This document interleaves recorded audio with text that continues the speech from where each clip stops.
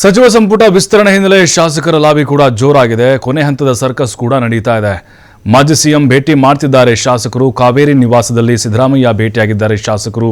ಯಶವಂತರಾಯಗೌಡ ಪಾಟೀಲ್, ಅಪ್ಪಾಜಿ ನಾಡಗೌಡ, ರಿಜ್ವಾನ್ ಅರ್ಷಾದ್, ಯಾಸಿರ್ ಖಾನ್ ಪಠಾಣ್, ಅಶೋಕ್ ಪಟ್ಟಣ್ ಭೇಟಿಯಾದರು. ಸಚಿವ ಸ್ಥಾನದ ಆಕಾಂಕ್ಷಿಗಳಾಗಿದ್ದಾರೆ ಈ ಶಾಸಕರು.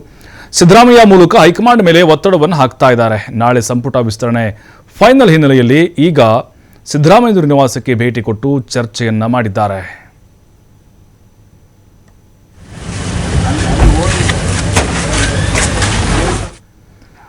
ರಾಜ್ಯ ಸರ್ಕಾರದಿಂದ ಬಿಡದಿ ಟೌನ್ಶಿಪ್ ಯೋಜನೆ ವಿಚಾರಕ್ಕೆ ಸಂಬಂಧಪಟ್ಟಂತೆ ಟೌನ್ಶಿಪ್ ಯೋಜನೆ ವಿರೋಧಿಸಿ ಜೆಡಿಎಸ್ನಿಂದ ಪಾದಯಾತ್ರೆ ಮುಂದೂಡಲ್ಪಟ್ಟಿತ್ತು. ಈಗ ದಿನಾಂಕವನ್ನು ಘೋಷಣೆ ಮಾಡಿದೆ ಜೆಡಿಎಸ್. ಆಗಸ್ಟ್ 9ರಿಂದ 11ರವರೆಗೆ 3 ದಿನಗಳ ಕಾಲ ಈ ಪಾದಯಾತ್ರೆ ನಡೆಯುತ್ತೆ.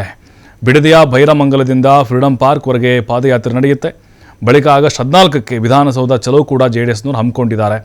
ಬಿಡದಿ ಟೌನ್ಶಿಪ್ ಯೋಜನೆ ಕೈಬಿಡುವಂತೆ ಆಗ್ರಹಿಸಿ ಈ ಒಂದು ಪ್ರತಿಭಟನೆ ನಡೆಯಲಿದೆ.